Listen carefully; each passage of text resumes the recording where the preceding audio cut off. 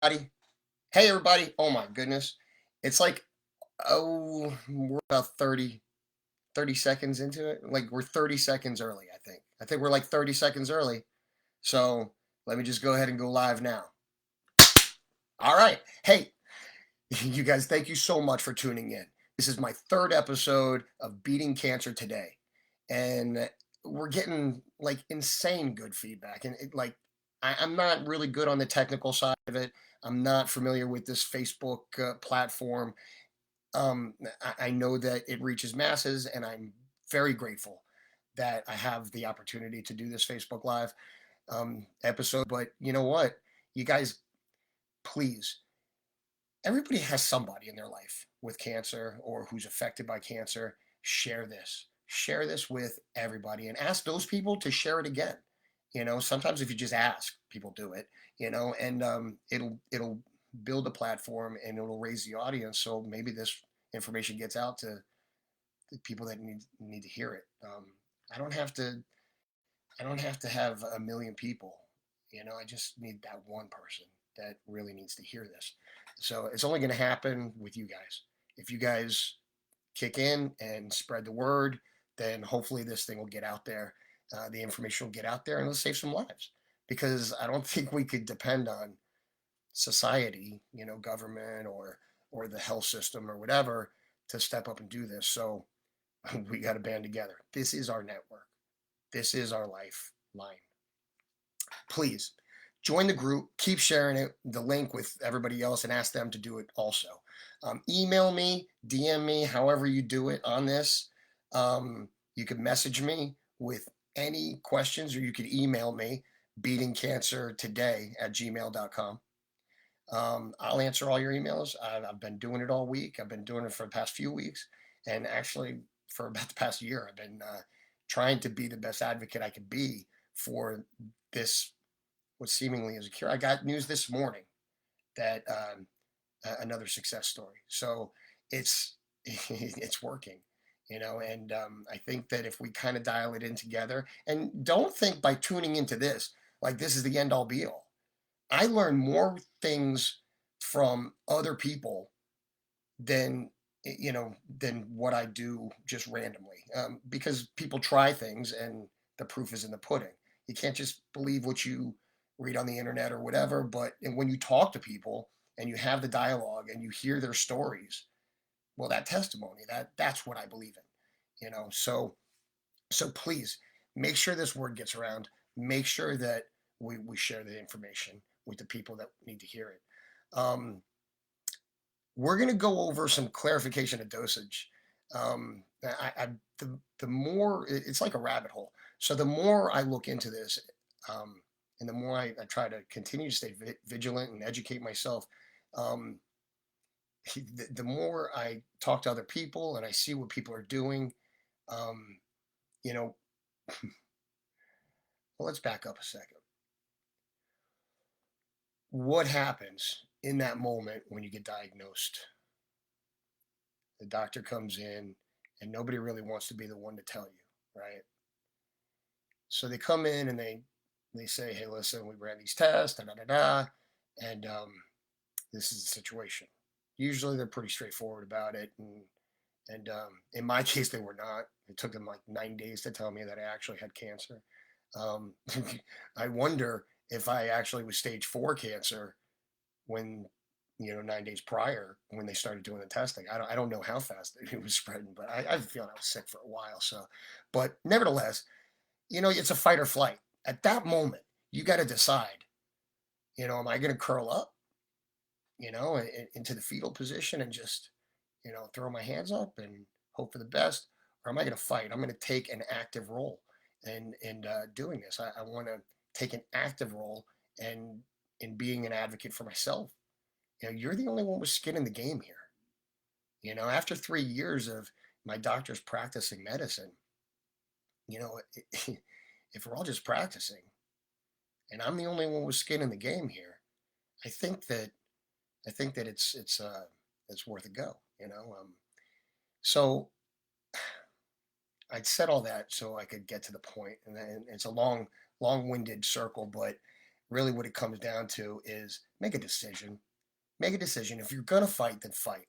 And while you're fighting and doing your research and trying to figure out what you're gonna do and how you're gonna do it, adapt and overcome, and for every time somebody tells you one thing that you don't want to hear, you battle, battle, battle until you find the things that you do expect to hear. And so, in that respect, if you're going to do it, zero in on something and stick to it. More people than I could express. I run into, I give them the ingredients of this cocktail. And granted, there's a lot of things that work. And because of all the things that are likely to be effective, um, people get a little scattered and they get overwhelmed with this bottle, that bottle, this bottle, that bottle, all these different blogs and all these different, um, uh, well, broadcasts like Facebook Live. Everybody's saying what they're saying, and they all have great stories. But it's important that you zero in on one thing and give that thing, whether it be a 5 ingredient cocktail like mine, or the Joe Tippins protocol, or this pathway step 1, 2, 3, or whatever's out there. There's a gazillion things that people are claiming that work and that they have success stories. Whatever you're going to do, dial in on something and stick to it and give it time to work. I would say like 6 weeks is a good time period for an effective, and I say that because that was my time period. 6 weeks for me was the mark that showed improvement. The success story this morning, that was 6 weeks also. There was several other success stories that I could refer to that they were all right in the 5 to 7 week area. You know, they didn't have testing earlier than that, so there was really no unit of measurement to say prior to the 5 to 7 weeks.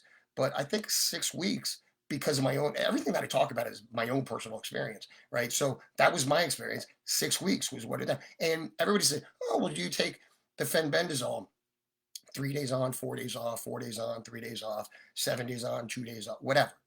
There's a gazillion different ways. I take more fenbendazole than what I've read about on these blogs and message boards. People say 222 milligrams, whatever. I take upward close to 1,000 milligrams a day, and I'm no evidence of disease. It's probably closer to 800, right? But if you look in the video that I have posted on this page here, on this group page, you'll see the heaping spoonful that I do, and I do that once in the morning. That is like around 800, in the 800 to 1,000 milligram range, and I do that every day. I don't take off. I do that until I run out of the paste for that applicator, and then I take a week off. So that's about 25 days straight, and depending, like 24 to 25 days straight that I go nonstop with about 800 to 1,000 milligrams of paste a day. So this is a 92-gram Safeguard fenbendazole equestrian syringe that you get at Tractor Supply. This is what I use. I squirt this onto a spoon, and it's a heaping spoon. You can see in the video previous that I showed you. It's like a heaping spoon. It's right around, it's about a quarter size, the size of a quarter. And it's right around 888 to 1,000 milligrams, right in that area, 800 to 1,000 milligrams. I've been doing this for a year and a half. I used to do previously I did the pills, but the effectiveness and the question of the validity of those pills came into question, and the purity. So I don't want to question anything. Kentucky Derby, this one, okay? People give their horses, their multi-million-dollar racehorses, they'll squirt this joker right into their face. People care more about their million-dollar horses than they do about human life. They're not going to poison their money. All right? So I trust the Safeguard fenbendazole because it's paste, it's somewhat of a pure form, and nobody knows that I'm using this for cancer, so why would they sabotage that? Right? So, anywho, to me, it was the most streamlined way of dosing. So, I do it once in the morning, and I take a mouthful of it on the spoon, and I chase it down with a little mouthful of protein shake or iced tea or whatever I'm drinking at the time, and that's it. And then I take the rest of my protocol throughout the course of the day. Right? So, and those are the four other ingredients: the AHCC, the cimetidine, the um, the annatto, and where did I go? I lost my train of thought. Curcumin, cimetidine, and annatto, and AHCC is the complement to the fenbendazole. Okay, so I take those throughout the course of the day, and in the morning time, when I first wake up, I take the heaping spoonful of the fenbendazole, and I do that every day until this 92-gram tube runs out. When that runs out, which is generally around 25 days, I'll take a week off, which usually takes me that long to get to Tractor Supply to buy another one. And then at that week, at the end of that week, I start again. And I take a heaping spoonful for 25 more days. And then when it runs out, I take a week off and then I do it again. And that's what my protocol is. That is my current protocol. That is the protocol that I would recommend whether you had cancer or were no evidence of disease or active tumors, or regardless of what the type of cancer is. That is what I would personally do no matter what my status is. And the days off and the 4 days and the 3 days and this and that, I would not stop taking it at all. I would take 0 days off. I would continue going on. There's clinical trials that show menbendazole in brain cancer for 90 days straight, like upward in like the 10,000 milligram dosage, daily dosage, like 10 to 30,000, I think. And it was for like 3 months at a time with no breaks, no adverse effects. That's the human version of the fenbendazole. So I'm not worried about poisoning myself. Everybody say, "Oh, well, do you take milk thistle? Do you take this? Do you take?" No, I don't. I don't take a million things. Get the whole entire countertop cleared off. Have room for your toothpaste again. Clear your bathroom counter off. Get rid of all that stuff. Listen, I'm full disclosure. If my protocol stops working, if this cocktail stops working, I got a backup cocktail. I've already done the research. There's other stuff that works. I'm telling you right now, this right here is not the end all be all. There's other stuff that works. But in what order and in what combination, I don't know. I don't know, and I can't tell you that. So, but what I can tell you is if you looked at the last episode, the logic behind this cocktail, the logic behind this combination, there's stuff about this combination that is not in any other protocol. So the drugs that I use, every ingredient of my cocktail has got a clinical trial to support it, clinical evidence that support the drug or the ingredient of the cocktail, the over-the-counter magic. So there's that, and there's there's success stories. I mean, it's I didn't just randomly, one thing complements the other. Every single ingredient of this cocktail complements the next thing. So, and there's evidence in testimony. There's evidence in testimony. So listen, anyway, I'll get back to the nitty gritty. All right, the paste versus the pills. I take the paste because it's more I could rely on it more to be what it says it is. The milligrams that the dose. Oh, and people say, well, are you going to adjust the dosage based on your body weight? No. Cancer doesn't know how much you weigh. Your tumors don't know how much you weigh.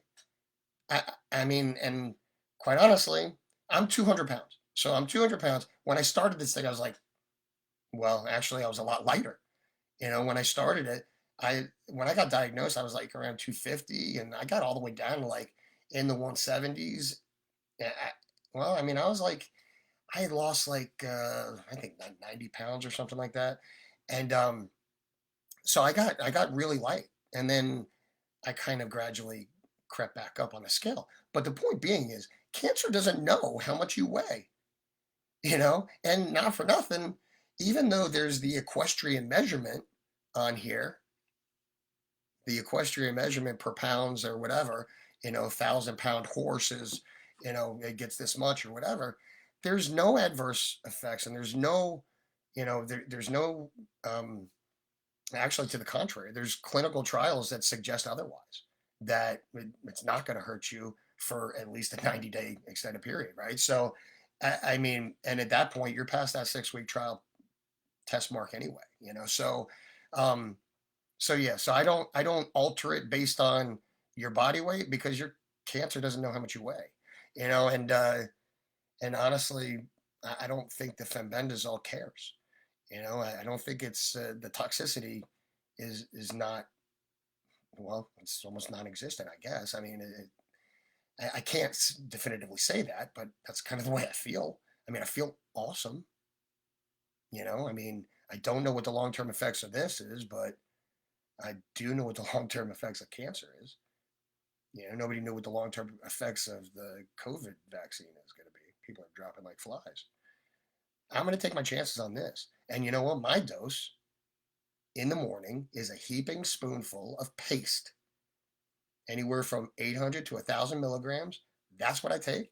That's what I've been taking for quite some time now. I previously took the pills, 222, and then I did it 3 times a day, and 666 milligrams was my total dosage for the day for a long time, and I felt great.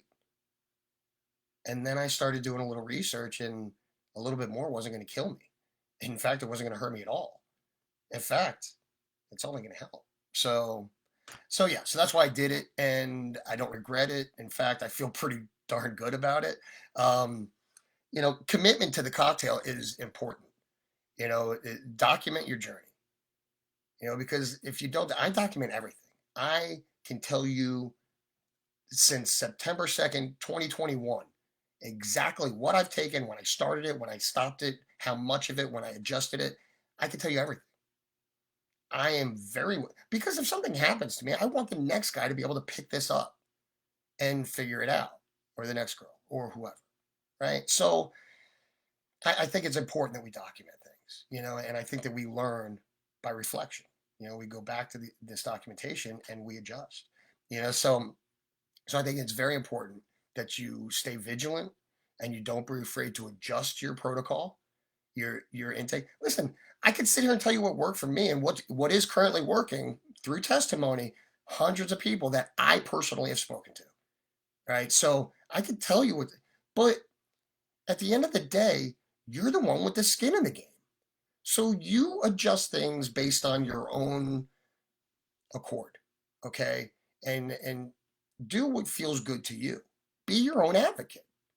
Be your own advocate. So stay vigilant, continue to learn. You start, stop, don't scatter your routine. There's a significant ineffectiveness. You might as well just burn that time. Because if you're not vigilant, if you're not disciplined, you have got to be disciplined. If you're not taking it every day, I'm not saying that you got to have a stopwatch and say, do it at the same time every day. I do morning, I do dinner, I do bedtime. Somewhere in the spirit of that. Somebody asked me the other day, and I got to tell you, I feel phenomenal. Somebody asked me the other day, I was at the family reunion, and it was last week. It was my cousin who has cancer and is doing this same cocktail. And his is like an obscure cancer that nobody's really ever heard of, a carcinoma, something or other. And he's having positive effects, positive results with this protocol as well. I mean, the stories are just endless, right? But anyway, in any event, he asked me, he said, Kevin, man, you know what? You look great. I haven't seen you in so long, and you look good. And it's not even, your story or whatever. It's like you have this glow. And I immediately said, without hesitation, that's the Holy Spirit. It is. It's very, very important that you give credit where the credit deserves to be. And if you watch the first episode, when I first started talking to you guys about how this fenbendazole came into my life, you will know that this is part of God's plan for me. There's just no other explanation. The sky's blue, water's wet, people have secrets. This is my awakening. This was God's plan. So come on. So listen, you make a decision when you get diagnosed. Fight or flight, baby. Fight or flight. Am I going to lay down, or am I going to fight? So same scenario, right around the same time period that I kind of surprised myself when it was an immediate. It just came out like a breath.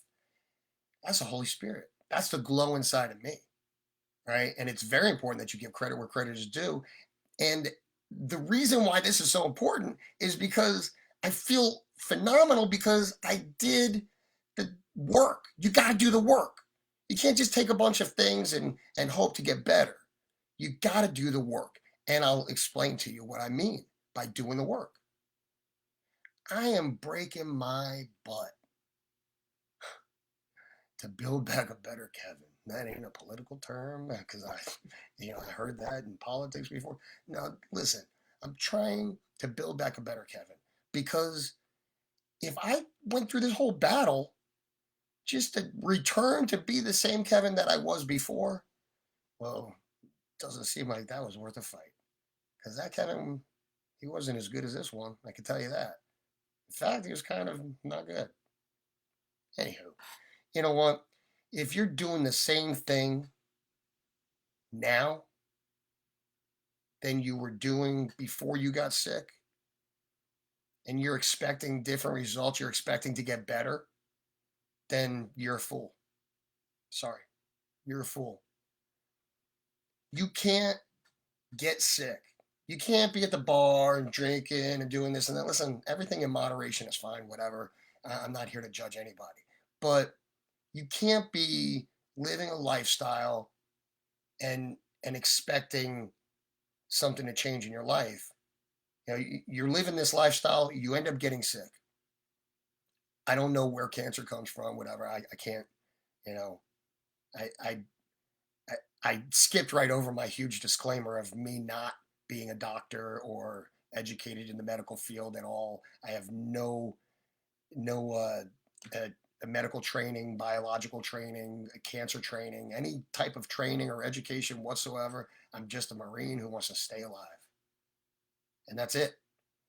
So, I don't have any alphabet soup after my name. I'm just a guy who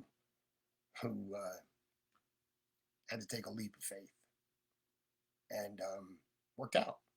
It worked out, and now I'm hoping it works out for you guys. So if you're doing the same stuff that you were doing when you got sick and you're expecting to get better, well, I'm not leaving anything to chance. That's how important this is to me. I do this stuff like my life depended on it because I sincerely believe it does. I'm not taking any chances. So I don't know what got me sick, but I'm sure that I'm not going to continue to do that stuff, whatever it was I was doing. I'm not going to continue to do that expecting to get healthy. You can take a bunch of pills or take whatever you want.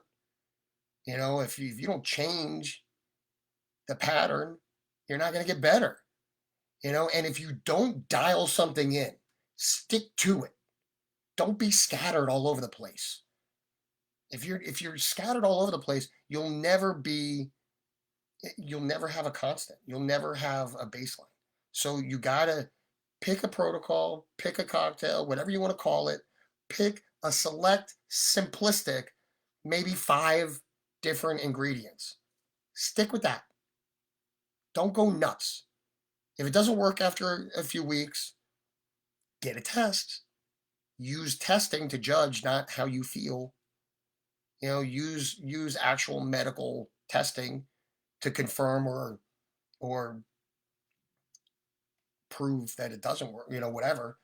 Use testing, and try to get your testing like at that 6 week mark. Schedule it ahead. So and anyway, we have 5 minutes left, and I just want to shoot through some stuff. You got to win every day. You got to win every day. When I was in boot camp in the Marine Corps, I was on Parris Island. I was a little kid, and 18 years old. There's a war going on. I go into boot camp, maybe bit off more than I should have, and I had no idea. I was a sheltered kid, no idea what I was getting into. And I remember back then it was snail mail. We'd get mail every once in a while. And I remember reading a letter from my sister, and she says, you know, you don't have to get to the end of this 3 months of boot camp. All you got to do is get past the next 12 hours. Anybody can get through 12 hours. If you just get through the next 12 hours, you're going to go to sleep, and then you wake up and it's the next day, and you just get through another 12 hours. And those 12 hours is going to be a week, and then the week will turn into a month, and the month will turn into the end of boot camp. This seems overwhelming for you right now. And you don't have to beat cancer today. Beating cancer today. You don't have to raise the flag of victory today. You got to stay alive long enough, though, to get there to the end of the boot camp, right? To the end of this treatment. You got to stay alive you have to stay alive long enough to get to the end, which is that next test, right? And if that test isn't what you want to hear, the next test after that. So you don't got to do it all right now. You just got to get through the next 12 hours. If you get through the next 12 hours, it's compounding. And then you'll get to that next test. But you stay disciplined. Stick to the plan. Devise a plan and stick to it. That's what blueprints are for, right? So, if you're not going to fight to become a better person, it's almost like a slap in the face to your creator. I mean, come on. Things happen for a reason. You got to build back better. Get your head right, collect yourself, fight, and don't stop. Stay vigilant. I mean, this doesn't have to be a bad thing in your life. I mean, it's cancer, so it sucks, right? So it is a bad thing, but you could turn it into something positive. It's an opportunity to build back from scratch. You're going to lose a bunch of weight. You're gonna have a chance to maybe do some soul searching. Find your spiritual self. I think that cancer, it's cyclic. And emotion creates emotion. Get up, throw some energy at it, and be enthusiastic. Face every day like it's a battle that you're going to win. You got to win every day. You have to win every day. You have to get up in the morning. You have to maintain a routine, and you have to have some energy. You got to take a deep breath of fresh air. Thank God that you have this day to fight again. And you just got to be vigilant, and you got to be strong, and you have to be a warrior. Don't be a victim. You got to be a gladiator. This is an opportunity for you to become a gladiator. It's a chance.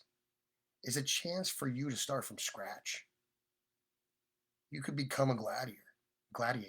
You could become a gladiator and a warrior, and that person that stands up and is counted.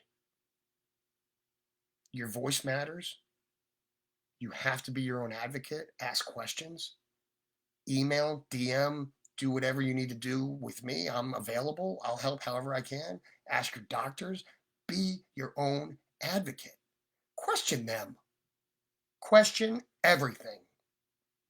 There are good answers and acceptable answers. But if you're not asking the questions, you're cheating yourself. You're cheating yourself. A cyclic result, cancer being a cyclic result of a cyclic behavior. It's like if I was a smoker and I had lung cancer and I continued to smoke. They told me, at my oncologist told me, that's like, I'll never forget, she did this sort of thing, sprinkling fertilizer all over your tumors. Break the cycle. Break your habits. Start from scratch. You have a chance. God help those who help themselves. He also helps those who can't help themselves. But I like to say, he helps those that help themselves. Listen, you got to have faith. You got to know that this is going to work for you. Give it a chance. Be disciplined. Dial it in. Be strict about what you're doing. Don't stop. Don't stop. Continue every single day until you are no evidence of disease. And you got to have faith. You got to have faith. Remember, faith isn't believing that God can cure you. Faith is knowing that he will.